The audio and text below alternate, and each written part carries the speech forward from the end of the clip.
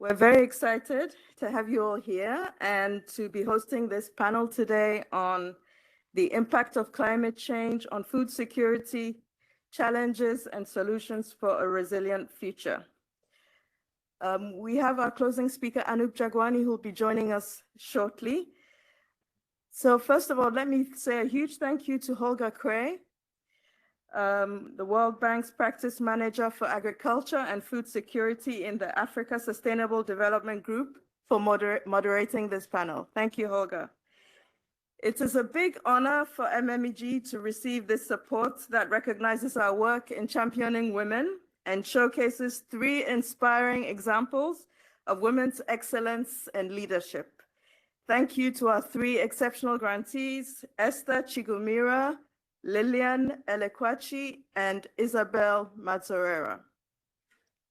As some of you here know, MMEG awards education grants to women pursuing university-level studies.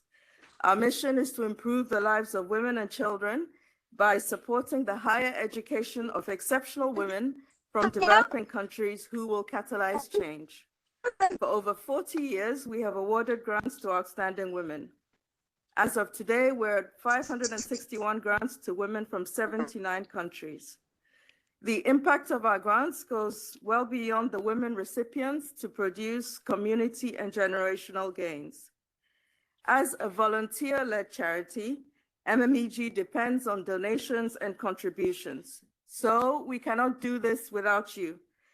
I'll of course not pass up this opportunity to say that MMEG is registered with the World Bank's Community Connections campaign, and that your donations at the end of the year through the CCC are crucial and will help us to continue to award grants to exceptional women.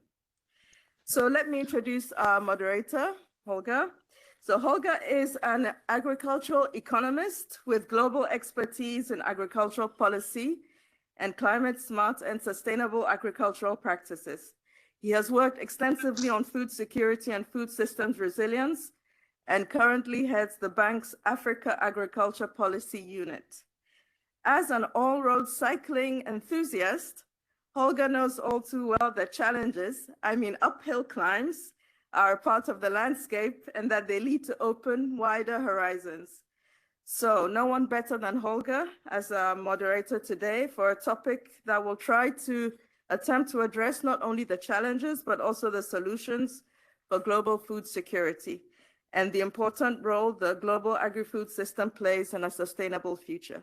Thank you very much, Holger, and without further ado, I'll give you the floor.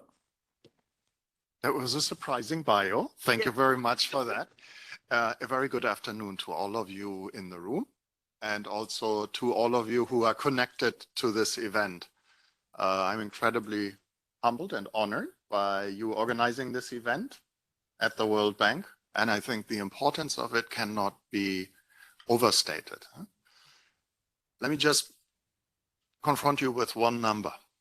In the geography in which we all work, in the past, we saw food security crises due to weather about every 12 to 15 years. Due to the ugly impact of climate change, this has dramatically accelerated. Now we see food security crisis about every 2 years. And that is way too frequent for any country, any region, or any farm, or any family to recover from it. And it's not for me to speak today, but we all know who carries the main burden of these crises in the families, in the care economy. So I am really proud to be with these women leaders on this panel and moderating an event by MMEG. We're here because of you. So let me introduce you before we start our conversation. You will see brilliant bios here, but also for me, very intimidating bios. We have 3 exceptional colleagues on stage, and let me start with Isabel Mazzorera. You are an assistant professor of public health nutrition at the University of California, Berkeley. And then you are, and that I found intimidating, a nutrition epidemiologist. I rehearsed that this morning in front of the mirror. right? Find that impressive. You need to tell us about it. And you're particularly interested in this intersection of food systems, nutrition, sustainable diets in low and middle income countries. And as I read your bio, I'm particularly excited and attracted by your research on the role of diet in increasing incidence of non-communicable diseases, such as diabetes, hypertension in sub-Saharan Africa. I mean, let me just remind us that 2018 was the first year where the world saw more obese and diabetic people than hungry, right? But that leads us down the wrong trail for today's conversation. Lilian, to my left, Lilian Egletvaci is a sustainable aquaculturist. Aquaculturalist. So, and you will have to explain to us what that is. I know it's really exciting. Your work is very exciting. You just completed your PhD at the University of Massachusetts, Boston. Congratulations. How do you feel now that it's over? I feel so great. Yeah, you never really finalized a PhD. You aborted at one point in time, handed in. Congratulations to you. So PhD in environmental sciences. And then when you go through her bio, you also have all these intimidating facts. A marine policy fellow. I also want to know what that is. A seaweed analyst. Who would have thought? But you also are the CEO and owner of a catfish farm and processing. And what sets you aside and what unites me and you in Nigeria, in your home country, what combines you and me is that we are both practical farmers by background, and you are actually still one, right? Whereas I made a mistake and now work in an office. I will not read your list of awards and recognitions because then people leave the room. They're too shy to participate. And then there's our very own Esther Chigomida, and I say our very own because Esther now is a senior agriculture specialist at the World Bank. She's the spokesperson. She is the face of the World Bank on everything agriculture and food in Zimbabwe, your home country. We have been working together for many years. Your bio is also as impressive as that of your two co-panelists, including stations as a senior lecturer in agriculture geography. You make me all pale today. And then work in so many countries, the US, Switzerland, South Africa, Namibia, Ghana, Tanzania. Let me close the list at this point in time. I'm really thrilled to have you on stage. A very warm welcome to you too. And I think it's a beauty to see the grants of MMEG come to fruition. But without much ado, let's get into the conversation. Are we ready for that? Okay, good. See, I want to discuss with you today the interlinkage of climate change, which is accelerating dramatically, and I think we cannot overstate, I said that earlier, the ugly impact of this phenomenon, of food security and how we can sort of find pathways toward resilience. And resilience is this term that everybody uses, but that then nobody really has a clear definition. And we just agreed yesterday when we sat together that we discuss resilience today as the ability to recover after the impact of a shock, right? And that is really important, particularly for families, for farmers, for regions, for countries, as I introduced it earlier. And the purpose of our conversation today is exchange ideas on current and projected impacts of climate change on food security and resilience, and hear from you what you do to showcase or to pursue innovative pathways to enhance agricultural and nutritional resilience. And our three panelists will discuss with us three key questions that I will pose to them. And I would like all of you to start with a summary of what is the innovative work you actually work on. Why was it that MMG put you on this panel? What is so outstanding about your work? And Isabel, let's start with you. Thank you, Holger. It's a pleasure to be here. Obviously, as somebody who was a beneficiary of this incredible grant, and I couldn't be where I am without it. Just to summarize a little bit of my work and where it takes me. So I'm a nutritional epidemiologist, meaning that I study diets. We just like fancy words to describe this, but apparently there's a science to how you study diets and diet quality.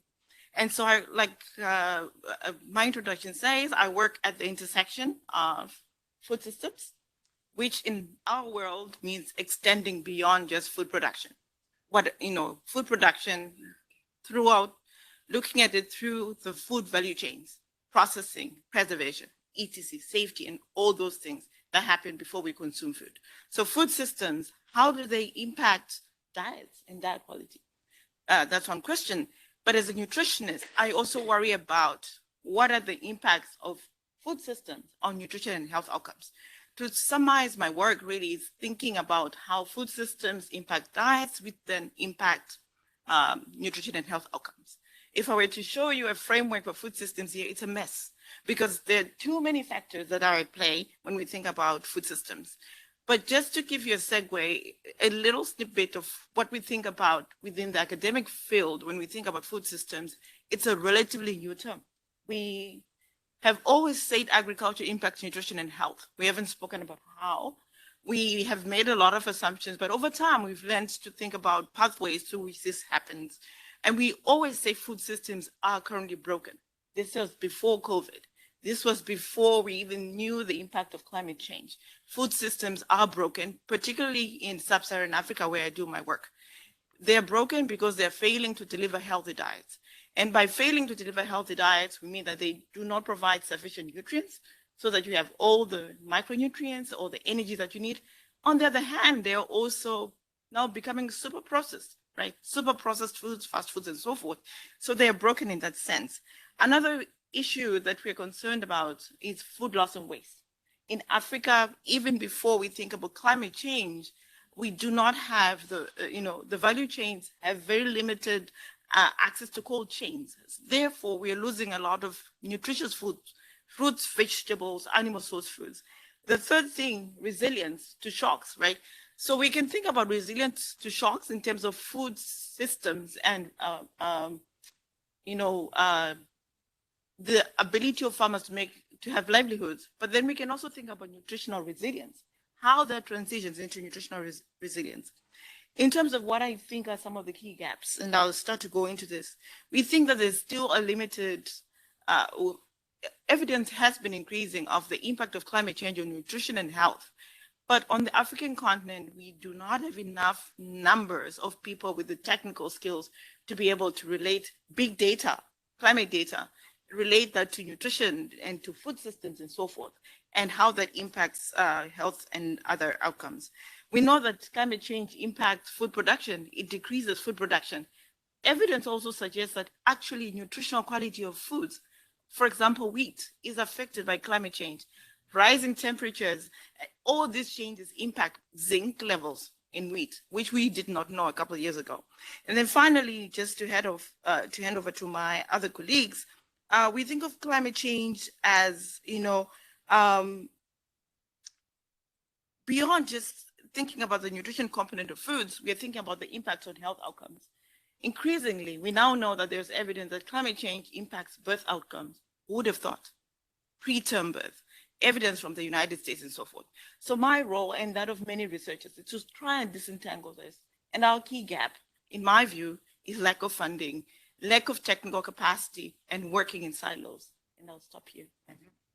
That's so fascinating. And when I listen to you and to other experts, I understand there's so much we do not understand about the impact of climate change on nutritional composition. You talk about birth rates. A friend of mine recently finalized his university thesis on the impact on birth rates and gender composition in the cattle population, right? There's more we do not understand than what we understand at this point in time. Lillian, what's the innovative part and the climate change linkage in your work?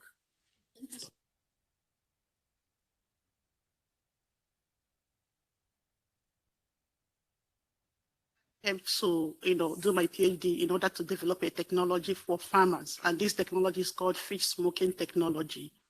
So as we all know, Nigeria which is in the tropical region of Africa. You know, we have issues with technologies in terms of the kind of fish smoking technologies we use for fish smoking. So being that, you know, we lack cold chain in the region, we cannot freeze our product when we harvest it. So the only sustainable or the only way we use to process our fish is through smoking. So the current fish smoking technology we have has a lot of issues, you know, it's problematic, you know, being that these farmers, people who do this work are exposed, you know, they have to go in, they have to go to the oven, they have to, you know, use a lot of firewood, which is not healthy for the environment. And it takes about 3 to 6 days, you know, to smoke it.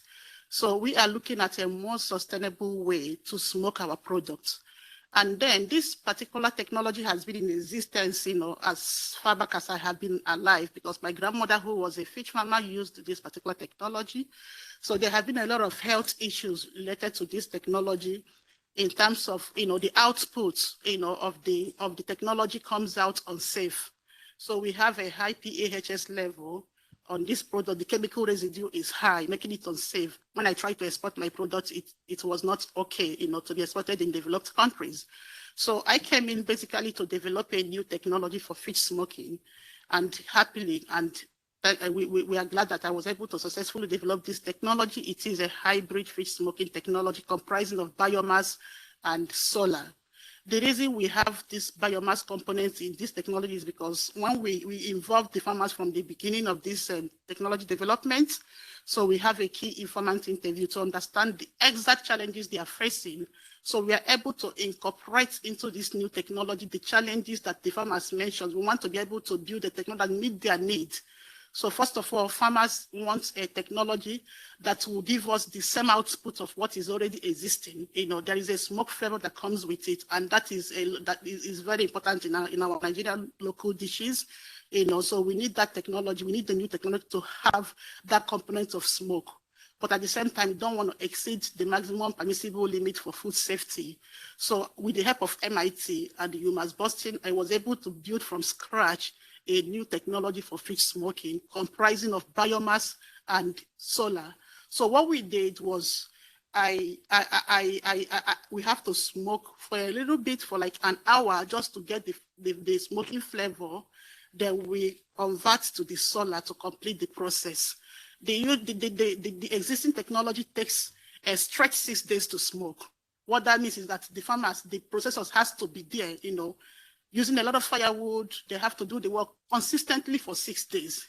But this new technology only takes a day to get the products, you know, smoked. So we smoke it for an hour, and then we use the solar component to complete the process. At the end of the development of this technology, we were able to assess the food safety. We took the samples to the lab to check for PAHS level, and it came out healthy compared to the existing technology.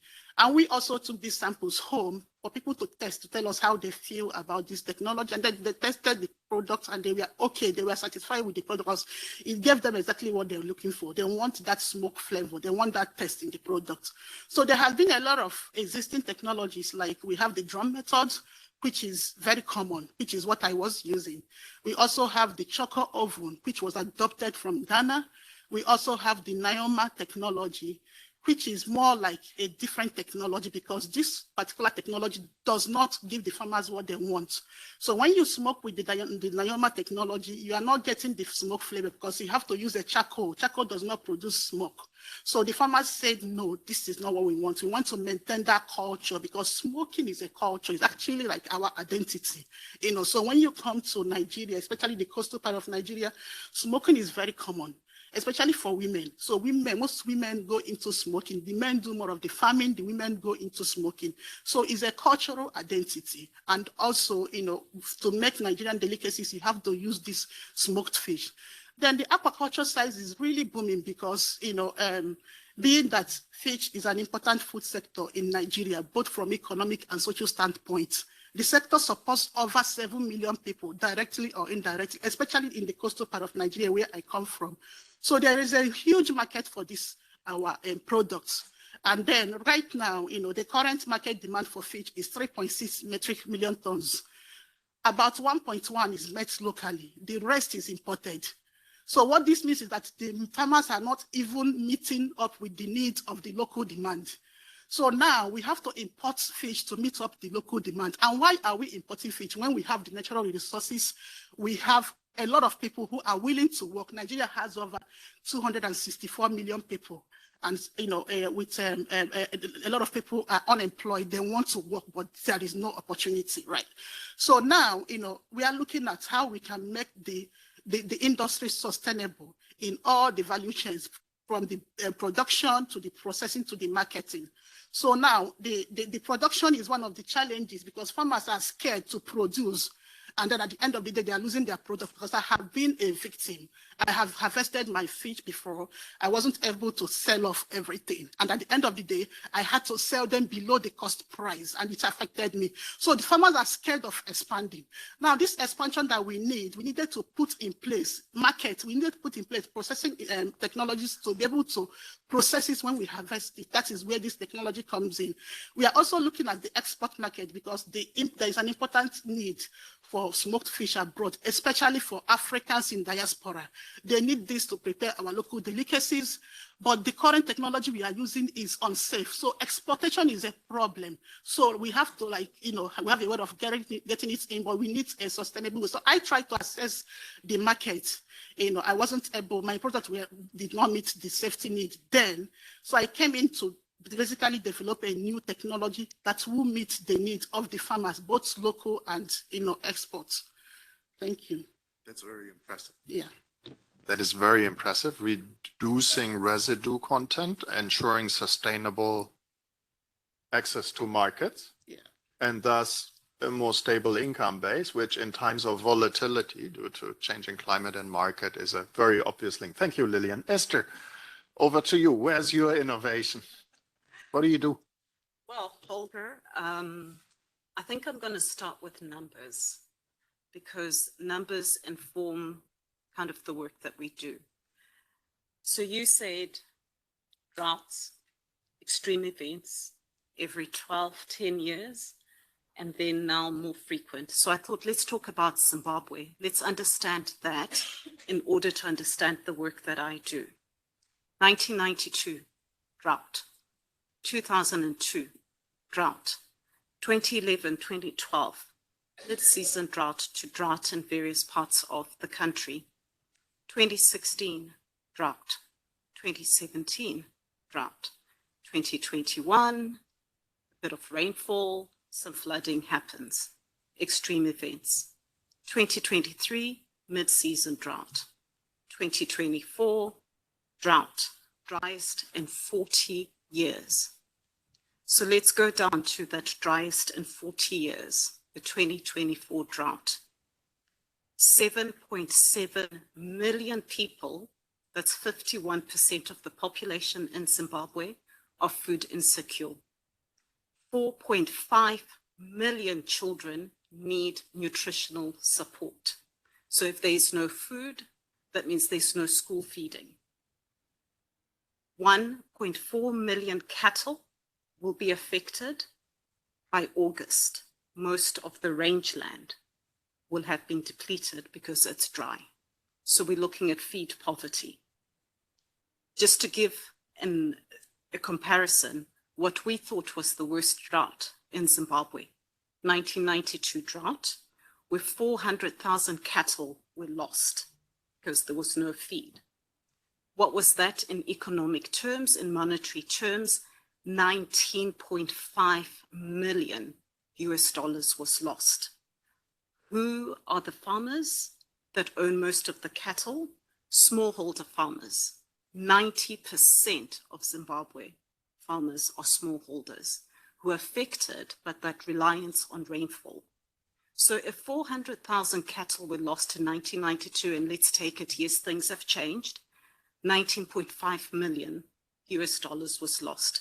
We're talking about 1.4 million cattle that is likely to be lost within this current season. So that's just, we've looked at the human, we've looked at the cattle aspect. Let's look at GDP, the growth of Zimbabwe. I was all excited a few years ago. Our growth trajectory was going up.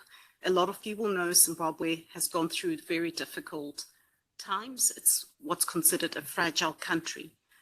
The growth rate, which was forecasted to be 7.7%, has fallen to a forecast of 4.3%. But let's look at the agriculture sector. The growth rate was going to be about 3.3%, and it's been forecasted to be minus 17.1%. I have to handle that. Industrial growth has fallen from 6.8 to a forecasted of 3.6%. That's just the numbers, right? That's drought, that's climate change, that's food security, that's lives. So what do I do my day-to-day basis is really to kind of start helping government to think through agriculture food systems transformation. And we're talking about agriculture, we're talking about food systems, and we've heard a number of the panelists here talk about that. The second area that I have to think about is how do you make government realize it? What things can you bring about, which comes to what do I do? So my work as part of the World Bank family is to bring about knowledge and also to bring about solutions. And numbers matter, and numbers give us that thing that we can take to the Minister of Finance, to the Minister of Agriculture, to then say, what can we do? Holger, I know there's some other questions, and I'll come to some of the innovations we're doing. Thank you. Thank you very much. That's both impressive and shocking at the same point in time. And a shout out once more to MMEG for funding talent that then works in such critical, important roles. Huh? Let's pretend for a moment we were at the World Bank.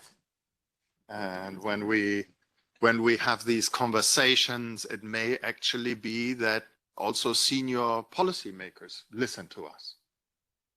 Right? Whether they hear us is then a different question.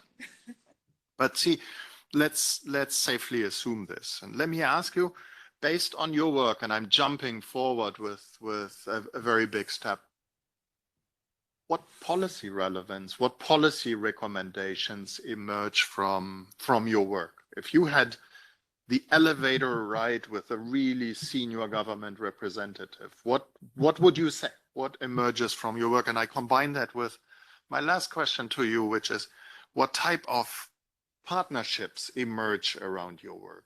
I assume it's not only the academic community, it's not only the senior government official in that elevator ride, but also important partnerships way beyond what you initially had in mind. Tell us a little about that too. Thank you, Holger. Just to give an example of some of the research that we've been conducting, and within the space of climate change, we've been looking for funds, and we have a number of proposals. I'll just read them out so that you see the examples. We're looking at heat impact in South Africa. And so South Africa and Tanzania heat and impacts on blood pressure, preterm birth. That's one example of research we're doing. Another one is heat, where we're thinking about cool roofs. Because, for example, in Burkina Faso, some of our partners, we partner with the Harvard School of Public Health, a university in Germany, and we're thinking about how can you sort of like address the issue of NCDs actually, because blood pressure tends to go up high when heat is a problem. If I were to pitch this to a group, your group, right? I know you've got money, so you can make this happen. So some of the things that we would like to see as researchers are the scaling up, of identifying what is scalable as far as climate smart agriculture interventions are. I've just given a few examples. The donors for the grants that we're applying for, like Wellcome Trust. I think we are also, some schools, UC Berkeley is trying to bring money into climate change, because not only is the World Bank interested in this, but also academia is interested in this.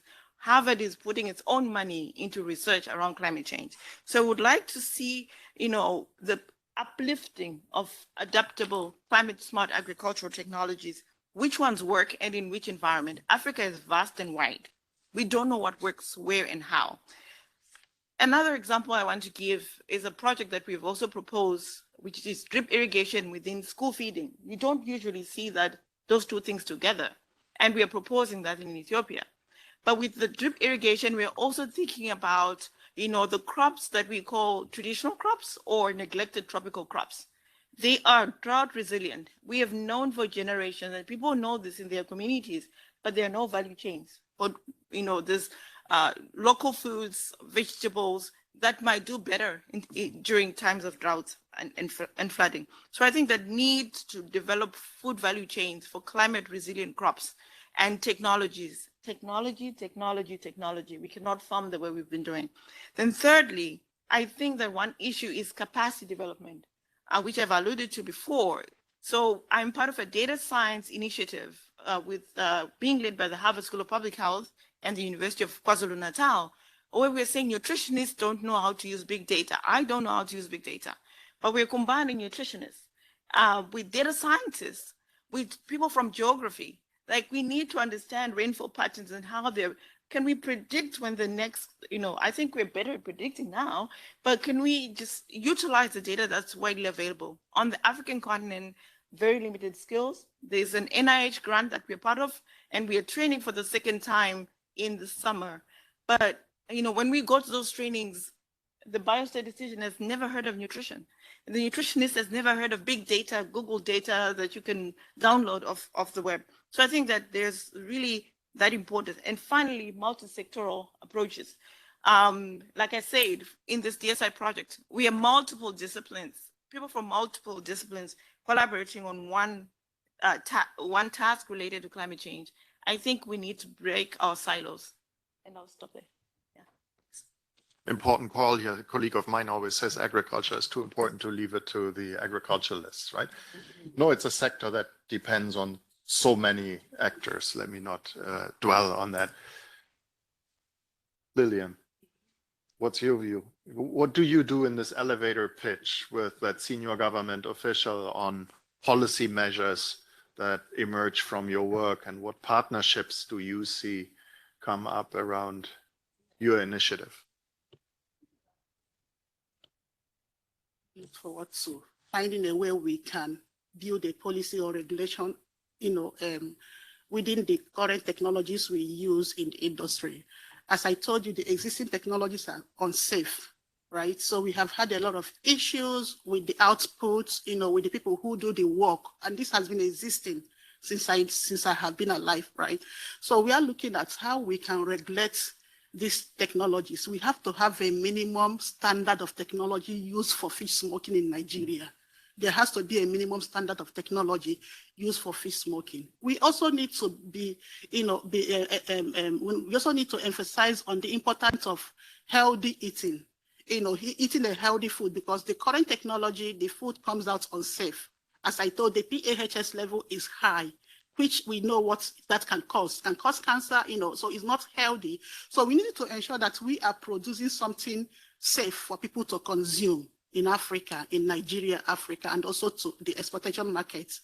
Then the most important aspect, again, that I wanted to emphasize in terms of partnership, I would want to see our government and our international development agencies to support, provide resources, create an awareness about these challenges, making people know the health hazards of what they are consuming, because this is, basically not okay. It's not healthy. People are eating it and they feel normal with it. So we need to be able to create an awareness about the health hazard of the current technology, the output of it, how it's not healthy for people to consume. So we need to provide resources to promote this new technology, right? This is already on ground. It's just sitting somewhere. It needs to be known. We need to make people know that there is actually a technology that can substitute this existing technology. We need to make it known to the people. I need to be able to go home, demonstrate it to farm clusters and farmers to see for themselves and see that there is actually a substitute, because this is meeting the demand for the farmers. This is going to give you the same output and at the same time giving you a healthy product. So these are the important, things I want to see in our policies and regulations and in partnership too. Thank you, Lillian. Esther. Thanks, Olga. So I said knowledge and solution, right? I just want you to remember this number while I'm talking, 3.4 billion is what the government of Zimbabwe is asking in humanitarian aid. I'm coming from a development side, and my story starts with technology, right? And we started working on what's called the Agriculture Observatory. So the geographer in me, where we said, look, it's very hard to be anticipatory, to know when we're going to have a mid-season drought, what the farmers should be doing. So part is our knowledge base and our solutions base. We said, hey, with very little money, and I want people to know that Zimbabwe doesn't have the big lending money. So we're talking about budgets of about 200 to 300,000 to help the government in terms of policy, right? And from there we said, well, with this little money, let's start something. We set an agriculture observatory. We trained farmers, a few farmers. We trained government officials in order to read the data, right? In order to read that data, we then said, but you need to translate it to the ground. We started with one farmer actually on the group in 2018. He used the data from the Ag Observatory, and he was able to actually have a good harvest in that drought period that I talked about. So that was 5 tons per hectare, while everyone else was under at about 0.9 tons per hectare. Then we had a very good rainfall season. That same farmer went to produce about 10 to 15 tons per hectare using that weather information and the agronomic information. Hey, it's going to rain today. Do not actually put fertilizer. It'll be washed away. Just those small, simple messages. We then scaled it up a little bit. After scaling it up, we got attention of the Permanent Secretary of Agriculture. And he says, could you kind of tell me how it's done on my farm? Can you give me that information? Once he got that information, government signed an MOU with the World Bank. 2 years ago, we reached with digital climate advisory services to about 20,000 farmers. We scaled it up to 90,000 farmers. I have a team that's just come in doing an evaluation where we changed the dynamics of it and said, well, why don't we actually pass this information to the extension officers, right, who work with the farmers because they can articulate better. We reached 3,500 extension officers who have 20 farmers, right? So you can start seeing small money, that seed that was given, and we grow it. So that's technology. We went on the policy side. And on the policy side, we started off by visioning what Zimbabwe should look like, the agriculture. What do we want a brighter Zimbabwe to look like? So we called it Chiedza, and Chiedza means sunshine. So everyone should move to the sunshine. That was captured, and now the government has an agriculture and food systems transformation strategy. But within that transformation strategy, they're looking at climate smart agriculture. And they basically have mandated 1.8 million smallholder farmers that if you want inputs, you do CSA, and they have the CSA investment plan from the bank. So the knowledge, the solutions, going into policy, going into implementation. Can it be scaled? Yes, it can. Partnerships have also been crucial, Holger. Partnerships not only within the World Bank, we work with the water team, the environment team, because all this kind of work as a confluence, but partnerships outside the bank, so with the client, with the Food and Agriculture Organization, with the European Union, anyone who can scale what's coming up from our knowledge pieces is what we then give them. So for me, it's really been about knowledge, solutions, and partnerships. Thank you. Thank you very much, Esther. The multiplier effect is particularly important because, I mean, World Bank name is associated to it, so one would think that there are huge amounts of funding behind it. These were not. This was like Esther and your team and the right conversations at the right point in time, which have tremendous impact. I know my fellow panelists will hate me for already closing the conversation here, because we don't have more time for it. But I want to open the opportunity for you to come in, either in the room or those of you who connected through Teams. If you have any questions, any words of praise, any donations, I think they will be much appreciated. No, seriously, we have about 5 to 10 minutes, and then we move to closing. And for you in the room, sorry to colleagues on video, but there will be a lunch outside, and of course our panelists stay with us, and there will be ample opportunity to converse, to inspire, and to network. But let me just open the microphone in case anybody wants to come in. Yes, please. Hi, thank you. I'm really glad to hear you speaking about partnerships, and I know there are lots of donors out there, and we need to figure out a way to appeal to them.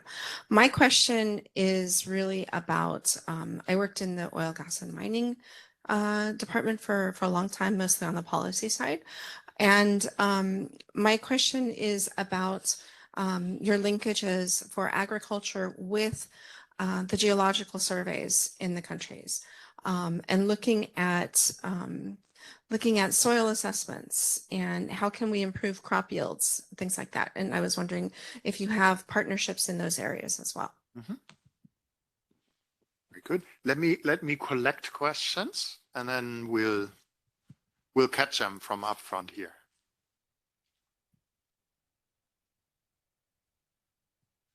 And I just want to make sure that if there are voices from online, that we also hear you, right?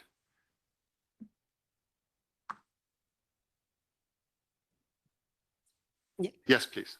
So I'm a bit inspired by what Esther said, but also this is a general question. And Esther and I have worked together under Esther's leadership in livestock in Zimbabwe. You mentioned a lot of foreseeing and mechanisms and technology application to prevent and predict and time, and even like try to calculate a little bit the magnitude of these events. But do you see mitigation opportunities in your specific areas that we could also start at least exploring at this point? Thank you. Thank you. Good. Well, then let's catch these two. Esther, do you want to start? Because I know you are also a geographer. And so the soil question must be landing really well with you. The two questions actually align on the Thank you. The two questions align on the mitigation side. So one of the things that I think we're seeing and within the region is the encouragement of smallholder farmers to test their soils. So that comes also as kind of a package to say, test your soils, know what type of soils you are and what crops you're growing. And that's the conversation happening with the Ministry of Agriculture. But I want to come a little bit to the linkage. You spoke a little bit about mining.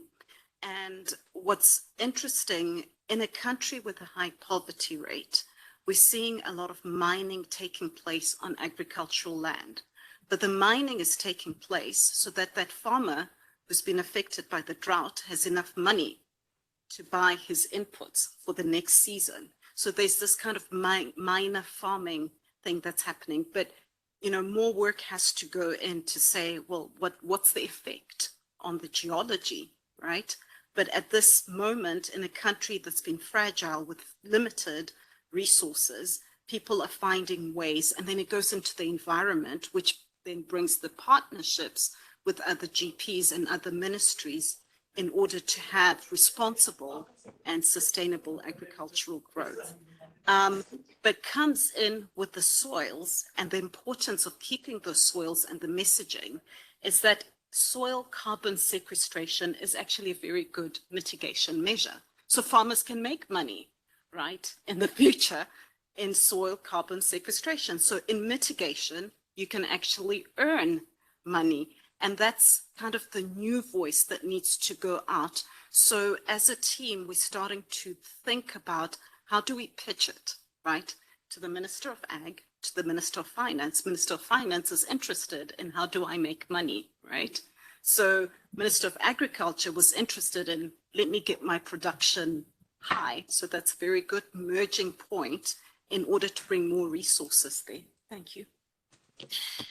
Thank you very much, Esther. Also for an additional reminder that, see, if you farm and withdraw crops with nutrients from a field without adequate replenishment, fertilization, that's mining too, right? Yeah, So suburban farmers are also mining their soils. And in some countries that I will not mention because I don't want Malawi to get angry at me, the soil fertility situation is so bad that FAO, the Food Agriculture Organization, says soils may have another 15 to 30 harvests in them, and then they are unreplenishable. Great, thank you. Just to maybe add on possible solutions that we're thinking about and we're trying to integrate in programming. I think now, really, like I said, many universities are trying to integrate things like, so mostly on the adaptation side. So for example, the drip irrigation is one technology that is using solar energy for drip irrigation to try, and it's renewable and you're minimizing use of water, but within school feeding, which is something that we haven't thought about. Also, there's a huge momentum around orphan crops or neglected crops, and this has taken off the last few years, where we think within the nutrition circles, orphan crops have a dual, they solve two problems. One is climate change, one is nutrition. We know that, orphan crops like legumes are really things high in fiber, are good for hypertension. Please take notes if you have hypertension. Diabetes, eating more fruits and vegetables are the solution. So I think that really leaning into some of these orphan crops and developing these traditional crops and value chains is something that we're also looking into to various extents. And then I think we're also thinking about food loss and waste. And this is the first time that USAID, for the first time, really was like, they had a call about 2 years ago where they say we want food loss and waste solutions, right? For two reasons. One, it's going to it has impacts on the environment, but secondly, we are losing food because we are not preserving and processing it. So I think that there are things out there that are already being done, that in our little projects that we're doing, we're able to test and see if they can work, and hopefully over time build enough scale to take them to other environments. Thank you. Thank you much. And in this context, I will shamelessly advertise a recent report by the World Bank that's called Excuse me, we have an online question. Recipe for a Living Planet, that shows how the food system is actually one of the main culprits and growing culprits. And I mean, just take food loss and waste, right? More than a third of the food that's being produced with a lot of resources and a lot of water and a lot of fertilizer, a lot of energy is just being wasted. I mean, take Apple producing 1,000 iPhones and throwing 340 of those away before they reach the store. Difficult to comprehend. Lillian, if you want to come in very briefly, and then we take the online question, and then we need to close. Okay, yeah. So one of the major areas I needed to emphasize on is the carbon footprint of the existing technology we use in fish smoking. As I said, we have to cut down trees, leading to habitat loss, erosions, and a lot of, climate change impacts. So if you have to minimize that, adopting this new technology is a way forward. We need a promotion. We need to be able to go home. We need the resources to promote this technology to farmers. I need to go home to demonstrate it. They need to see. The good thing about this technology is that the farmers were involved from the beginning, so they know. I was able to capture exactly what the challenges are, and then we're able to build a technology that incorporated the need of the farmers. So I didn't just develop a technology. I didn't just read up stuff online. I involved the key informants, which are the farmers. I went home, we interviewed them. We have what they call focus group discussion, and we had one-on-one interview with 80 farmers who are also into processing. So I was able to capture all the needs. We transcribed it, then we analyzed it, and then we built a technology. And this technology has been fully developed, reviewed. I was so lucky to get some support both from my university and from MIT D-Lab. MIT D-Lab is known for technology development, especially for Africa. They have done a lot of work in cooking stoves, but none has been done in Nigeria, especially for this fish smoking technology. So we need resources where we'll be able to promote this technology to farmers. They also need to be aware of the impact of what they are consuming, because this is unsafe. This is not healthy. And even for the environment, people who do the work. I mentioned earlier that my grandmother was also a fish farmer. She was into fish processing. She died of lung cancer. We didn't really know what was the cause, but from my experience now, this technology we are using actually contributed to her health challenges that led to her death. Yeah. I have a sight problem because of the technology we are using. And being that this is common, this is like women are doing this job, there need to be some form of help to these women who do this work. We are being neglected. We are being just pushed aside. We keep using this technology. It's been in existence for many years. So we need to do something. And this technology is ready. It has already been developed. It's just lying somewhere. We need to take it home, demonstrate it for the farmers to see. They already know that something is on ground, but they've not seen it. And I need to also be able to train them in the use of this technology. It's not for benefit. This is like a community service. So I'm not doing it for profit reasons. I just want to be able to, use myself to, get this industry in support, the support that they needed for years. They needed this support. So I just volunteered to take this opportunity to build this technology and take it home, and then they can adopt it and take it off from there. So yeah, and you started with a low carbon footprint, and we see more and more that as countries develop their food sectors, particularly also around fish, and livestock, and so that a low environmental footprint is a consumer criterion. And we now see, let's branch out a little, Brazil, Uruguay, on the continent, Namibia, Botswana, changing their sector strategies because they understand they will not be able to export to foreign markets if they don't display that they have a certain benignness. And you are an exporter, and you understand that much better than I do. We have one online question, and then we really need to close it because otherwise somebody else fetches our food. Hi, my name is Priscilla Lynn. I'm on the board of the MMEG.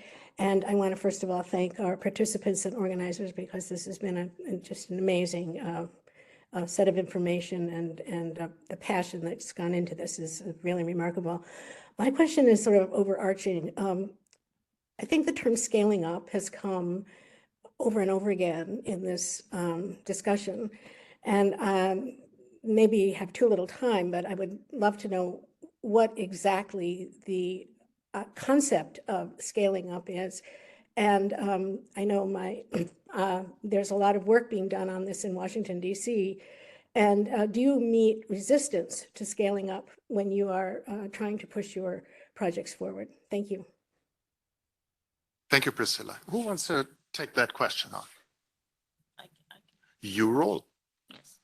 I think our idea of scaling up is actually is two-pronged, right? One is making people aware of the technology solutions that are available for addressing climate change, right? Some farmers are farming without the adequate knowledge or access to extension workers that can train them on how to adopt this. So that's part of scaling up. And the second is really just the support from governments and others. If we see that something works, why not do it in multiple communities? I think as researchers, our job is to sort of like shine the light, and then we kind of move on. Right? We get excited about finding something works, and then we move on. But really the area of implementation science, how do you then take what has worked in one environment and then integrate it into other environments, but making sure that it is really cognizant and really addresses the local solutions, the local challenges. So it's a little bit more complex than we would typically think, particularly because climate change will affect different parts of the country in different ways. But learning from some countries and some environments and bringing that knowledge, either by extension stuff, but also through availing resources if someone wants to take that up. And there's something really spectacular about the agri-food sector, and that is that a lot of the technological solutions that we need, better farming, better processing, less wasting, are already known. We don't need to invent them. They just need to be used. And instead, governments globally spend $700 billion every year on harmful, environmentally harmful and nutritionally harmful agriculture subsidies. It just takes willingness, nothing else. Esther, very briefly, because otherwise somebody's going to chop my head off. I think it's about the numbers, right? So in one level, scaling the numbers as has been described and what I've talked about in terms of that one farmer, that one pilot, that then blossoms and then reaches a national scale. It can also mean in terms of scaling behavioral change, right? Whether it's in diets, whether it's in kind of how do we look at food waste, how do we get more information out there to change a particular behavior that can be a ripple effect. So it's a broader concept. So I start with numbers and I end with kind of thinking about it in terms of culture as well and cultural change. And then as I hand it back over to Vesna, I really want to thank you. You are not only very impressive and have intimidating bios, you are also real pros. We started 10 minutes late and we're only like 2 minutes beyond the clock. You were amazing. And once all is over, I hope you get a big hand from everybody. Great to be on stage with you. Yeah, thank you all for an amazing discussion. Thank you very much, Olga. Thank you. So now it is my honor to introduce our closing speaker, Anup Jagwani. Anup is Senior Global Sector Manager for Agribusiness and Forestry at IFC and leads IFC's framing and implementation of its agribusiness and forestry sector strategy. I'd like to take this opportunity, Anup, to sincerely thank you and Global Agribusiness and Forestry for sponsoring this event and for supporting MMEG as we feature our remarkable grantees. Your support has been crucial to the organization of this event, so we're very grateful. Thank you. Thank you. I appreciate that. I apologize. I was a few minutes late. Very rich discussion. Thank you, Olga, for that wonderful moderation, and to our panelists, Esther and Lillian, and for I thought was really touched on things that Isabel, that we look at on a day-to-day basis. So for those of you who don't know me, I have a background in agri and climate for the last 20 years. And it includes agri-technology. So it was music to my ears to hear today's conversation. And I was reflecting on a few things. And so allow me to share that some personal stories as well in this. Almost to the date, 23 years ago, there was a fire in the house we were living in the middle of the night. Everything wiped out. We managed to get out with our lives intact. We managed to build back as a family. It came back to the definition of resilience that you put out, right? And I was lucky to have a job. I was blessed. And then family and friends stepped up to help me. Recovering from a shock that one experiences, it ties into a fundamental mandate of the World Bank Group, poverty alleviation. What can we do to address poverty? And then we think in terms of today's world, financial products, insurance. What can we do in these situations to provide insurance products that can help people who are already in dire straits, meeting day-to-day challenges, and then you are in a situation where you have a shock that takes you further down. So we as a development community need to do much more.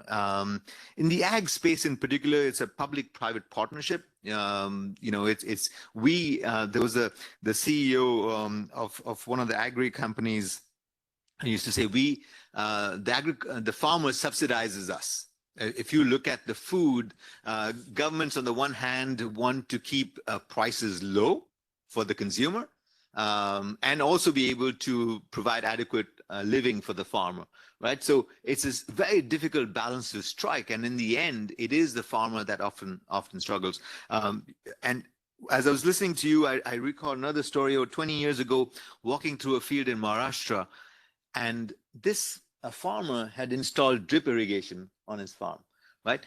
And it was a year of drought, 2005, if I recall right, 2004, 2005.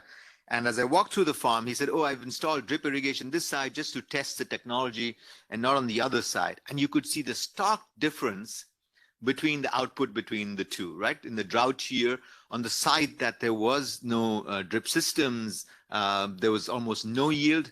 And on the side there was drip systems, there was phenomenal yield, right? And so to the point of technology can definitely help us. And to the question, earlier that was asked, scaling up. I see some of my colleagues are here. This is what a big goal for me is. How can we scale up agri-technologies? As I can tell you, my last 3 trips have been around agri-technology. Next week, I'm at an event in Sao Paulo on agri-technology. We want to scale up application of agri-technologies, especially the ones that work. And to Holger, to your point, we know many of these technologies work. We know they've been around. Drip irrigation, one of my favorites, after doing the first few transactions in India and looking at the impacts at the ground level, I was like, the penetration in sub-Saharan Africa is about 6%. If you go as a farmer in any developed market to get a loan for an agribusiness, you will not get a loan without an irrigation system in place, right? And the penetration rates in places like Spain and others are more like 80%. So here is a technology that's been around for 50, 60 years. We still have not managed to get it to the people who need it the most, right? There's something broken in our system, right? Where people who need it the most are not able to access that technology. So this is where I think scaling up becomes extremely important. How can we find different business models? We have the same mindset of risk, the farmer risky to lend to, and therefore the banks are not willing to lend.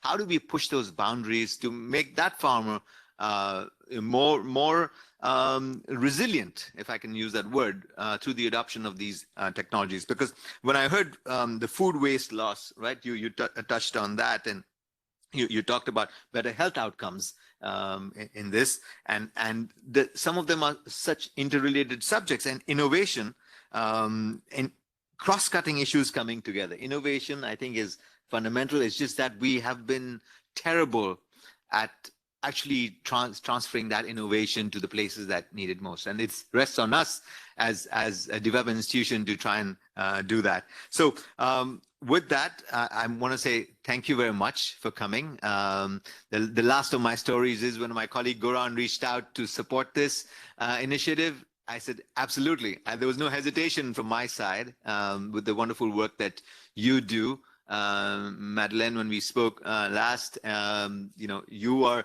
supporting a bunch of champions, and there's no way I could say no to supporting champions in this. So thank you very much.